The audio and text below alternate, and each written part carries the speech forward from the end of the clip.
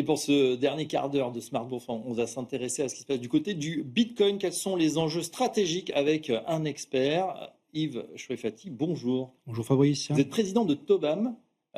Tobam, qui peut-être nos spectateurs ne le savent pas, a lancé le premier fonds en Bitcoin au monde. Tout à fait. C'était quand? Alors on a commencé à s'intéresser au Bitcoin en 2013, on a lancé le fonds en 2017. Tobam, ça veut dire Think Out of the Box Asset Management. Ouais. Et Il fallait voilà. penser en dehors Voilà, donc l'idée de des Tobam. chemins battus, parce qu'en 2013, il n'y a pas beaucoup de gens qui ont fait Bitcoin. En 2013, c'était un gadget. Honnêtement, on s'est intéressé aux gadgets comme quand on était ado, qui ont démonté les postes de radio pour comprendre comment ça marchait, pour essayer de comprendre. En 2013, je me suis aperçu qu'on était 4 dans la boîte à s'intéresser au Bitcoin.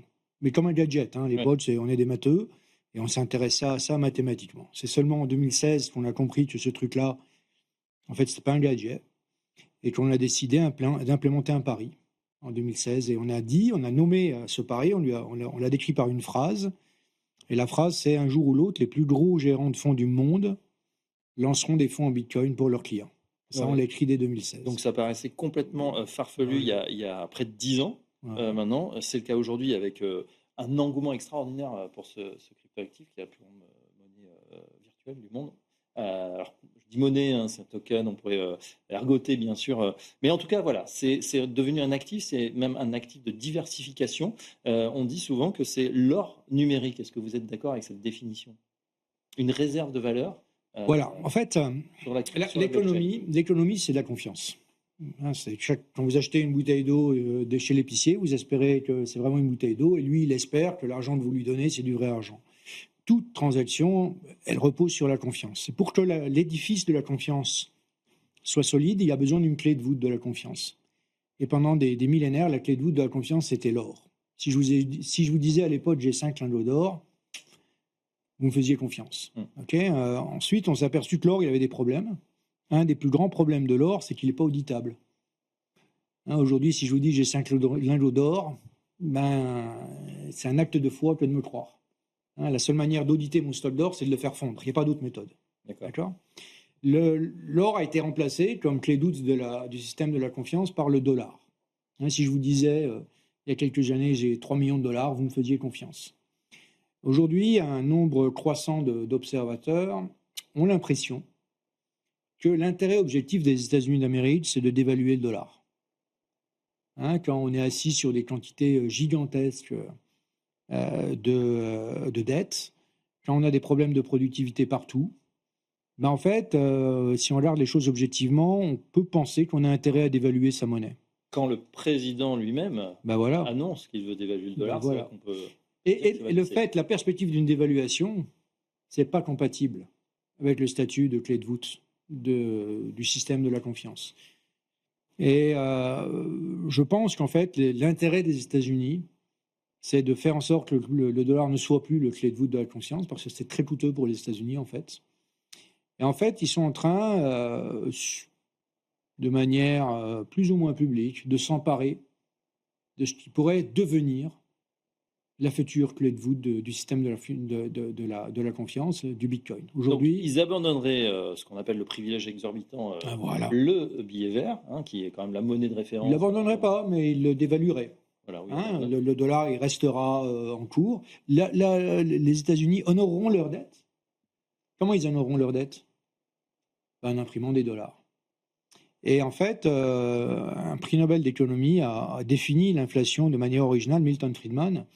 Il a dit l'inflation, ce n'est pas la hausse de valeur des choses. Une pomme, aujourd'hui, ça ne vaut pas plus cher qu'une pomme il y a 20 ans.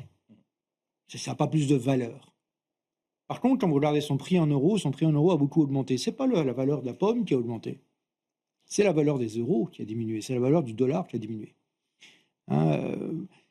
Vous savez, en 1694, il y a un groupe de businessmen à Londres qui se sont réunis et qui ont dit on va créer une boîte, une entreprise. Cette entreprise, elle va lever du capital pour acheter de l'or. Et ils ont décidé de nommer cette entreprise la Banque d'Angleterre, Bank of England. En 1800, il y a un homme d'État français qui était premier consul, qui était Napoléon Bonaparte. Il a réuni les 100 familles les plus riches de France. Il leur a dit, on va faire comme les Anglais. On va lever du capital et acheter de l'or. Et on va appeler cette boîte la Banque de France. Et pendant 150 ans, ces boîtes étaient privées.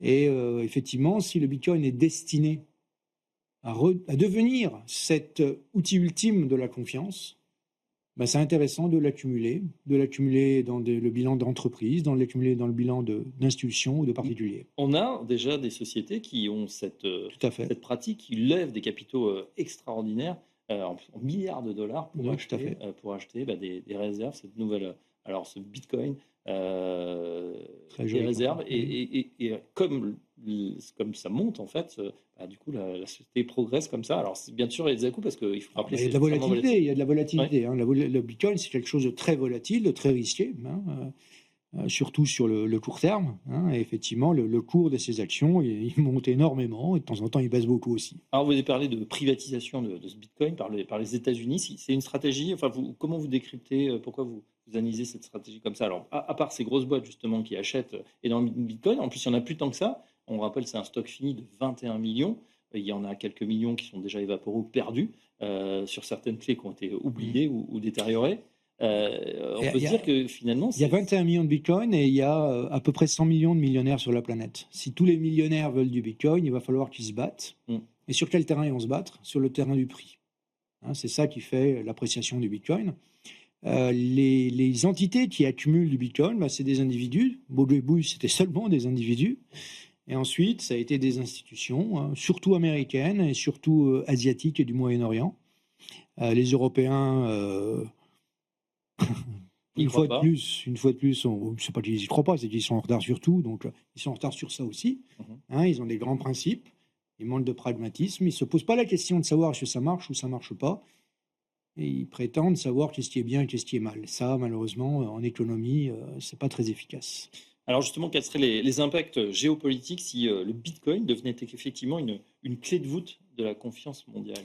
En fait, s'il y a un acteur qui a intérêt à ce que ça ne change pas trop géopolitiquement, c'est bien les États-Unis. Et pour ne pas changer, il faut changer. Hein, c'est souvent comme ça dans la vie. C'est-à-dire pour garder il faut évoluer. Voilà, pour quelque part... Les États-Unis, c'est un pays qui, de facto, domine le monde de la finance. Toutes les grandes banques sont américaines, qui domine complètement Internet, qui domine le monde de la tech, qui domine l'IA de manière énorme, et qui vont s'arranger, pas de manière forcément très calculée, mais peut-être de manière calculée aussi, pour s'approprier le prochain étalon de la confiance. Aujourd'hui, à peu près 65% des stocks identifiés de Bitcoin appartiennent à des acteurs américains, pas à l'État américain. Je parle pas. Vous savez, la Banque de France, c'était une institution privée jusqu'en 1945. La Banque d'Angleterre, c'est une institution privée jusqu'en 1946. La fédérale elle-même, la Federal Reserve, n'a pas un actionnariat étatique. Il y a beaucoup de théoriciens, dont le plus grand des théoriciens, Friedrich Hayek, qui dit que la Banque centrale doit être une entité privée. Elle doit être exposée à la concurrence. Parce que dès lors que vous donnez le monopole de l'émission monétaire à quelqu'un, ce quelqu'un, il va en abuser. C'est pour ça que l'euro, malheureusement, du point de vue de sa seule mission, est un échec. La seule mission de l'euro, c'était de préserver sa valeur. Oui. Et la valeur de l'euro, elle a énormément baissé quand elle est mesurée en bien réel. Et c'est ça le problème des fiat, c'est que les États se sont accaparés l'émission monétaire. Et comme il n'y a pas d'acteurs économiques plus court-termistes que le politique, c'était voué à l'échec. Et c'est ce qu'a écrit brillamment dans son livre Friedrich Hayek, le livre qui s'appelle « Pour une vraie concurrence des monnaies ». Est-ce qu'une monnaie décentralisée, totalement décentralisée, comme le Bitcoin, peut remplacer le rôle du dollar dans une économie globalisée? L'ancêtre du dollar était décentralisé. L'or, c'est quelque chose de décentralisé. Il n'y a pas un conseil d'administration qui décide de la quantité d'or qui existe, qui décide de brusquement miner plein d'or, puis brusquement de miner moins d'or. La monnaie, c'est un étalon. La monnaie, ça sert à quoi, la monnaie? Ça sert à stocker le travail. Si on vient le matin contre un salaire, c'est tout bien qu'on a stacké notre travail contre du salaire, dans l'espoir qu'avec ce salaire, on pourra acheter le travail de quelqu'un d'autre. Donc c'est très important de stocker la valeur. Et l'échec du projet euro dans sa seule mission, la seule mission de l'euro. Rappelez-vous, il y a eu un conflit entre l'Allemagne et la France à la création de l'euro. L'Allemagne voulait une seule mission, c'était la préservation de la valeur. La France voulait 2 missions, la préservation de la valeur et la stabilité financière. De juré, les Allemands ont gagné, mais de facto, malheureusement, les Français ont remporté le morceau et aujourd'hui, l'euro et la chute de l'euro est inscrite. C'est évident que le système fiat va être remplacé par un nouveau. On traduit par contre fiat parce que ça parle. Les monnaies décrétées. Voilà. Les monnaies décrétées. Les monnaies qui n'ont pas de valeur intrinsèque, mais qui brusquement ont été décrétées du fait de la loi. J'ai une dernière question, et je suis Fati, vous qui connaissez donc cette technologie blockchain et en particulier Bitcoin depuis pratiquement son origine. Vous êtes peut-être Bitcoin maximaliste. Est-ce qu'on peut mettre un prix sur le Bitcoin, voilà, si on imagine à 2, 3 ans, 5 ans, qui effectivement ait un rôle prépondérant dans notre économie? En fait, ça revient à répondre à une autre question. C'est quoi le prix d'une pomme dans 10 ans? Moi, je vous dis que le prix d'une pomme dans 10 ans, quand elle sera libellée en euros, ce sera 10 fois plus cher. Et le Bitcoin, il va suivre. C'est pas tellement le Bitcoin qui va s'apprécier, c'est pas seulement le Bitcoin qui va s'apprécier, c'est les fiat. Et du fait de leur abondance accrue, quelque chose est de plus en plus abondant, il perd de la valeur.